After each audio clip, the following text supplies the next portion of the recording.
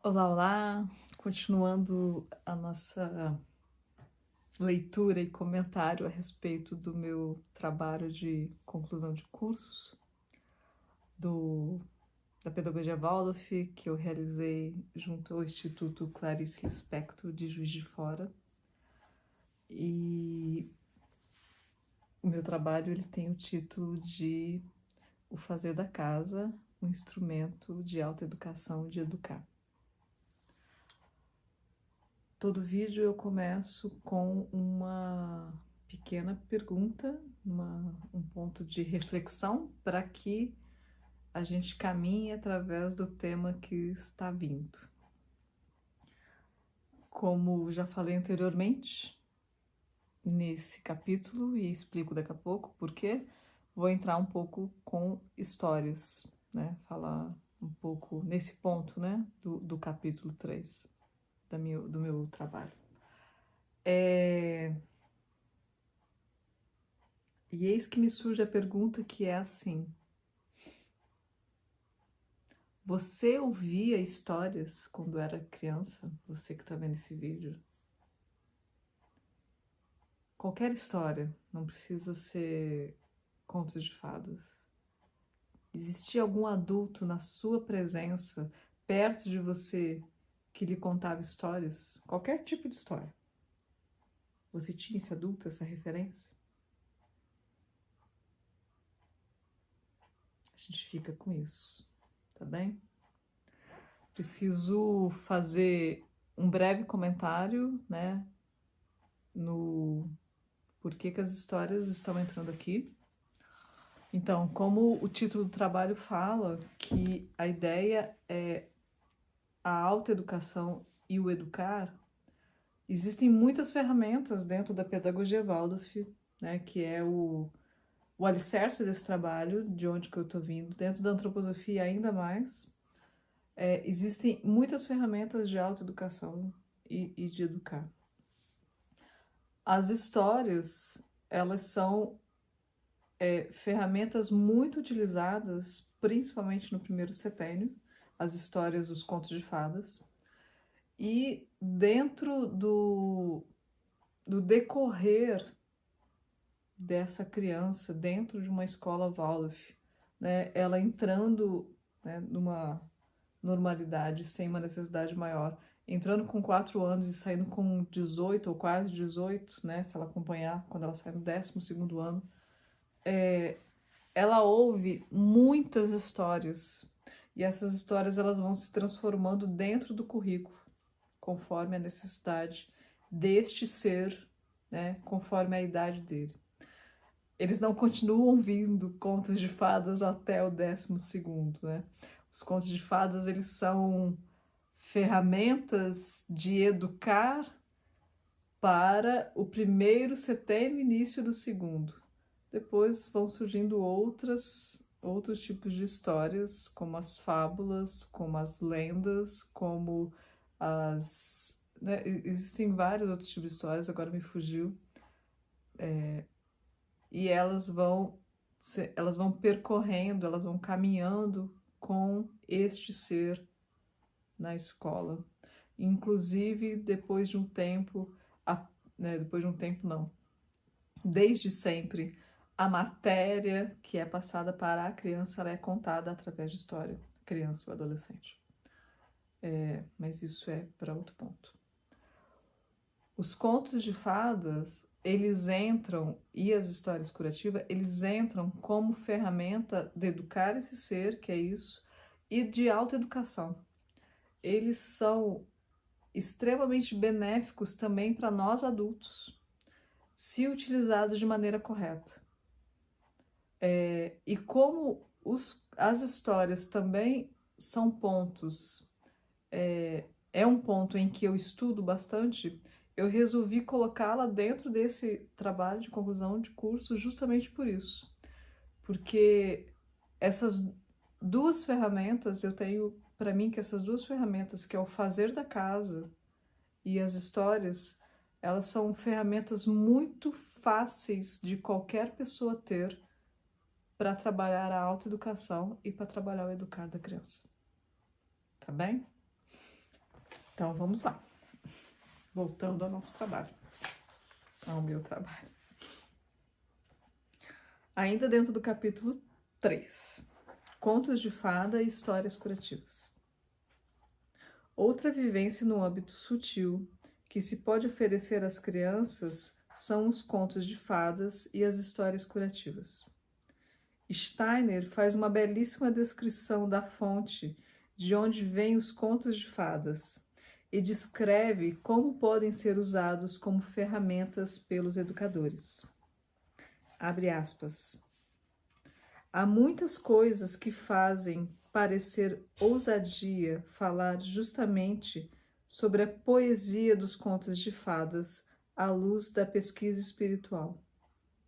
Uma delas é a dificuldade que o assunto apresenta, pois, de fato, as fontes de onde jorra a atmosfera dos contos de fadas, a verdadeira atmosfera dos contos de fadas, precisam ser buscadas em tais profundezas da alma humana que os métodos da pesquisa espiritual, já várias vezes descritos por mim, têm de perfazer longos e complicados caminhos, até que justamente essas fontes possam ser encontradas. As fontes da alma humana, das quais jorra a verdadeira poesia dos contos de fadas, os quais nos falam como se fossem algo mágico, originário de todos os séculos do desenvolvimento da humanidade, situam-se muito mais profundamente do que imaginamos. Vou abrir um parênteses aqui, como vocês veem, eu estou dentro de casa e ela tem essa dinâmica muito grande e algumas intervenções, como já teve em outros vídeos. E, sinceramente, para mim tá tudo certo, porque a gente tá falando sobre a casa. Fecha parênteses, continuamos. Já Perrow cita a fonte dos contos e histórias de outro ponto de vista.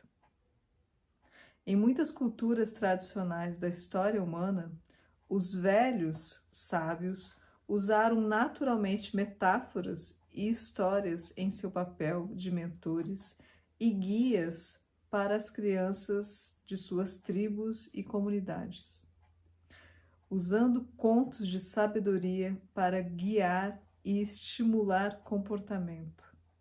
Eles acessaram a realidade imaginativa das crianças de forma positiva e afirmativa. Fecha aspas.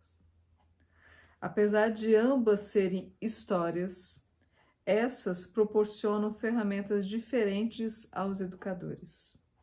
Aqui estou falando das histórias curativas e dos contos de fadas. As histórias curativas oferecem possibilidades imaginativas para transformar comportamento problemático e situações com crianças. A Perrow também relata que as histórias curativas ajudam uma luz curativa para a criança. Abre aspas. Potencialmente, todas as histórias são curativas, porém, determinadas histórias podem ajudar ou curar determinadas situações. De acordo com a definição de curativo, restaurar a saúde, proporcionar o equilíbrio, tornar pleno ou perfeito. As histórias terapêuticas podem ser descritas como aquelas que ajudam a recuperar o equilíbrio perdido ou recobrar o sendo de completude. A história tem o potencial de trazer o comportamento ou situação de volta ao equilíbrio. Fecha aspas. A partir dos estudos realizados sobre histórias de contos de fadas e histórias curativas, a imagem que se formou foi de que as denominadas histórias curativas são como remédios. Então, todas as vezes que forem utilizadas, deve-se pensar na indicação e na sua real necessidade. A autora, Perel, traz em seu livro histórias curativas que podem ser utilizadas com o intuito de trabalhar em determinada criança ou grupo alguns aspectos de comportamento que devem ser melhorados. Esses aspectos devem ser trabalhados com essas histórias. Se as demais ferramentas pedagógicas, músicas, trabalho do grupo, fazer junto, forem insuficientes, e o comportamento pode se tornar, de certa forma, patológico. Em seu livro, a autora cita a citada acima, a Perel, traz capítulos com temas curativos, relatos e histórias referentes aos temas. Como são curativas as histórias, trarão o tema a ser trabalhado com a criança de maneira mais direta. O que eu faço a seguir no trabalho é citar algumas histórias, né, que são utilizadas, que podem ser utilizadas para esse trabalho doméstico. E que isso vai caber dependendo, né, colocando aqui, muito dependendo desse lugar onde a criança está. Lembrando que eu vejo muito as histórias curativas como remédios. E como remédio, ela precisa ser bem dosada. A gente não pode dar remédio a mais à criança. Os contos de fadas são aqueles recolhidos por estudiosos do tema, como por exemplo os Grimm, Esopo, Krylov. Dentro da pedagogia Waldorf, esses estudiosos têm seu trabalho, ou seja, as histórias utilizadas conforme a idade das crianças. Mais uma citação de Steiner. E por estar relacionado com o mais íntimo da alma humana, o conto de fadas é justamente a forma de apresentação mais adequada à índole da criança, pois podemos afirmar que o conto de fadas expressa o âmbito mais profundo da vida espiritual, do modo mais simples possível. E pelo fato de na criança a essência humana ainda estar ligada primordialmente à existência integral, ao todo da vida, ela necessita do conto de fadas como alimento para a sua alma. Para o jardim de infância, os mais indicados e utilizados são os contos coletados pelos irmãos Grimm.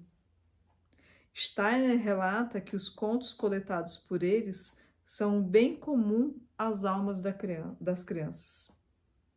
Os contos de fadas vão trazer vivência para as almas humanas através de suas imagens. Eles não trarão, como as histórias curativas, imagens prontas do que precisa ser trabalhado, e nem falarão somente de um tema específico. O que já havia acontecer é ter adultos transtornados com as imagens trazidas em alguns contos originais. E há alguns anos estes contos perderam sua originalidade e, junto com isso, a verdadeira essência dessas imagens, que é um fato, né, que acontece. Também a partir daqui eu comento alguns contos de fadas e inclusive nesse lugar em que em algum momento eu recebi essa informação de que fada é este ser que traz a mensagem do mundo espiritual. Então, quando a gente fala, por exemplo, dos contos de Grimm, são esses contos coletados, né, que surgiram para eles de maneiras diversas, e aí a gente pode... é outro tema a ser conversado, e que esses contos, eles vêm desse lugar, né, desse lugar de trazer um alimento para a alma do ser que está ouvindo. Para a criança de maneira muito direta e para os adultos também.